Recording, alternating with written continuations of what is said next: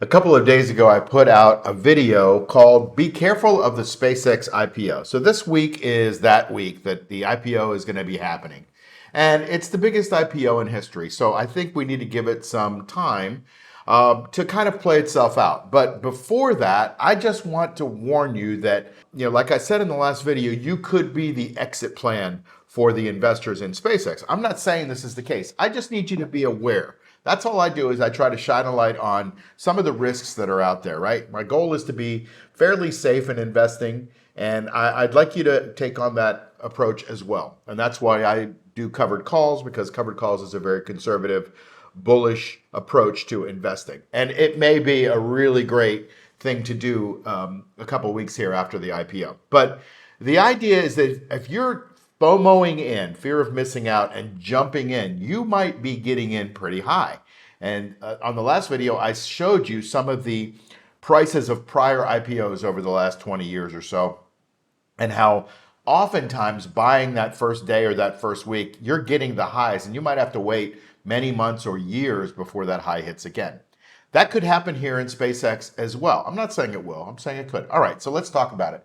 What's happened in the last 48 hours? And by the way, I want to credit SAIRA Hull 1 on X.com, who shed some light on this and did some real good due diligence on reading through the 300 pages of the IPO document, the S1. The bottom line here is that this is not just fear of missing out anymore. This is FOMO plus some forced buy mechanics, right? So I'll go through that here in a second, but you know the metrics: 1.75 trillion valuation, $75 billion being raised.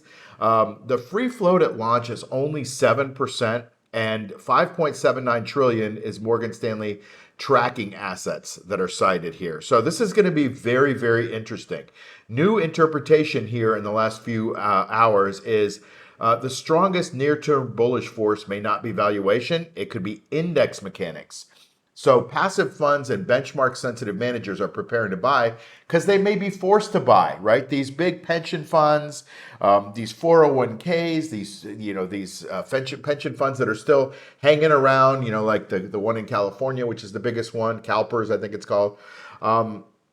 They may have to buy some of this stuff because the price is not the issue, but it's the issue that they have to own it, right?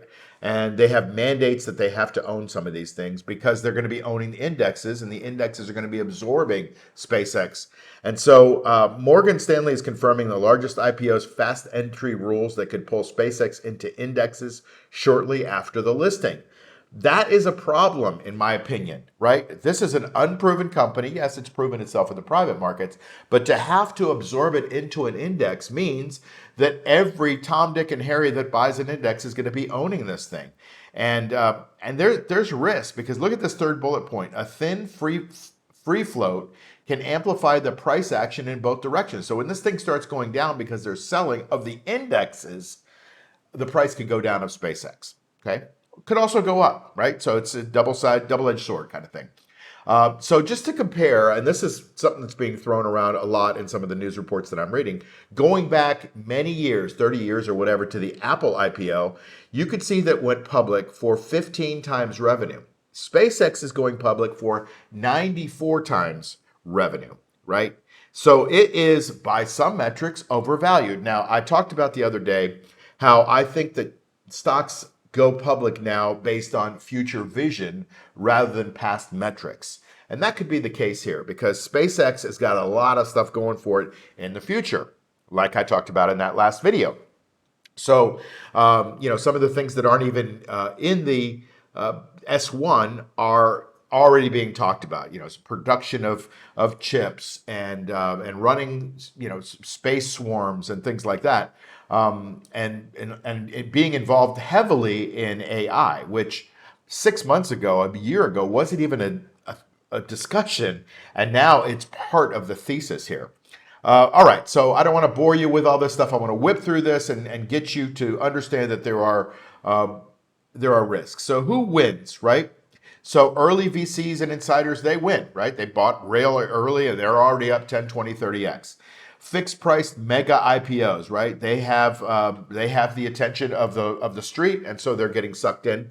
And retail and institutions, yeah, maybe. And then the aftermarket reality, we're going to see what happens on Friday. Is this going to be a bounce up, from $135 to $250 and then a big drop? Or is it going to maintain its price because there's going to be a lot more demand for it after the case? We have to see. I think the prices of this IPO could end up being very spacey, way out there, right? And so the filing is transparent, but you've got to read it, right? So this guy who I've kind of read and I like the things that he's doing and I've taken some of the things that he's talking about, he read it, right? I got to say, I haven't read all 300 pages. I've thrown it into some of the, into ChatGPT and I've had it analyze and bring out some things. The book closes on June 11th, which is Thursday, and the trading is expecting on June 12th. Now, I expect they are going to jostle around in the morning on this IPO, moving it to the appropriate price where they can meet buyers and sellers at the right price. Because if it's too overpriced, it drops immediately. So the big money wants it to hold up, right? So, you can use an AI summary like I have to analyze the 300 pages. But at the bottom line is you probably should read it if you're going to put your money into it, or at least do your own AI summary rather than just listening to me. Okay. So here's the financial snapshot. In 2025, 18.7 billion in revenues. They lost money. Their revenue in Q1 is reported at 4.7 billion, and you can see they're trading at 94 times a trailing sales multiple. So it's pretty pricey. But you know what? A lot of things are pricey these days, and this kind of ties in a lot of really cool things. Remember, I talked about on that other video a potential merger with Tesla. So here are some risks buried in the fine print that are pointed out here. Valuation assumes perfect execution. And, we know that if you've ever been a Tesla investor, it's frustrating because the execution happens, it just doesn't happen on time. And so if this is an Elon Musk run company, we might have that same issue. AI data center thesis is capital intensive. It takes a lot of spaceships to launch that, and even doing the AI data centers on the ground, which they've already started, takes a lot of capital as well. The low free float can distort the price discovery both ways, like I mentioned. Government works adds a political and regulatory risk if NASA hires them to take up their satellites and things, and other companies as well, but government specifically. Insider lockups are just short term, right? Eventually, all the insiders that are working at the company, that have gotten early shares, those kinds of things, those are going to be unlocked. And those people they have life-changing wealth stuck in their stock.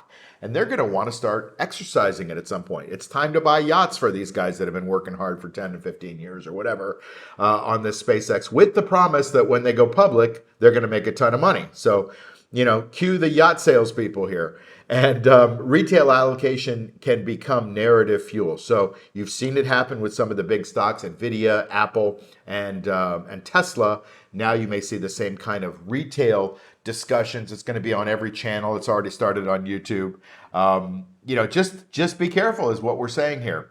So I pointed out the other day the historical parallel. Great company, bad entry price. I always say on this channel that the price and the stock are two different things, right? Or the price and the company are two different things. The company could be the most awesome, have the best products, the best service, the best CEO, really cool stuff going on, and then the stock could be tanking, right? You can look at GoPro from way back in 2014, I think it was, where they went public. Everybody thought they have the best product, the best company, and within a few months, the stock had gone down 95%. So the company and the fundamentals, don't get sucked into, oh, this is a great company, or, oh, Elon Musk runs a great company, whatever.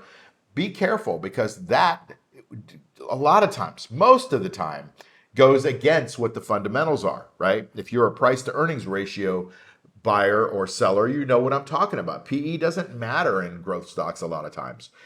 Sometimes the growth rate and the sales growth rate matter as well as the earnings growth rate. So you can look at Apple back in 1980. Gosh, that was 46 years ago, not 30.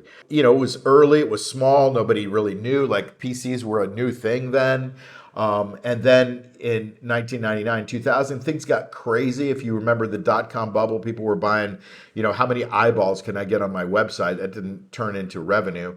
And then we had SPACs in 2021, where these reverse mergers on these shell companies were happening, and everybody piled in, and then they got burned. And now we've got the SpaceX IPO. I think it could be similar to all of these things. Investors confuse world-changing stuff with price-insensitive headlines. So be careful of that. All right. Bullish near-term setup. It's basically the small free float is probably going to amplify this thing right out of the gates, going up, I think. And then, but what do I know? Don't take my word for it. Do your own research. It also could amplify it going down. Longer term, there's going to be some selling pressure. There always is in IPOs, at least from my studies. So what the AI summary that I just did revealed was business quality is there. They've got really great stuff going on, government relationships, great products, great CEO, all that stuff. But the valuation, the execution is a risk, and investor behavior. Like, we're retail investors, like, we're going to be sucked in with FOMO, and we're going to be rushing for the exits if there's a big sell, especially if there's big money trying to get out. So be careful of that. Have a decision framework in place before the 11th. What valuation would you pay if the ticker wasn't Elon Musk? What would the valuation be depending on the business that you don't have it at scale? What if they have a rocket crash here right after IPO?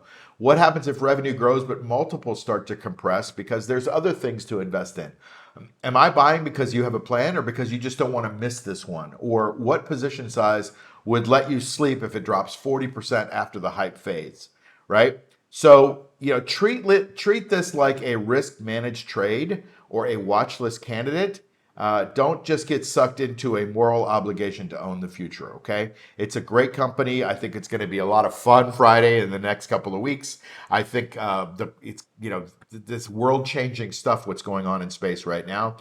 But there's also some risks, which is what I'm trying to point out. And so, please be careful out there. I want you to understand that there's no easy money in the stock market because there's a bunch of people that are smart or smarter than you and me that are trying to make money too. And we're going to be the other side of their trade. So let's just be careful going into the SpaceX IPO. Watch the channel. By the way, I have an event coming up. It is called the Income Accelerator, where I teach you how to do covered calls. We'll have a link in the notes here in the channel. Come in, join the wait list, get the early bird price, and I'd love to see you on that. It's 4 live weeks in a row, 4 Wednesdays in a row, basically teaching you covered calls and the safe way to make income out of the stock market. But anyway, you can stay tuned on this channel for that, and I'll see you on the next video. Thanks for watching. Bye. The information you just heard is for education and information. This is not financial advice.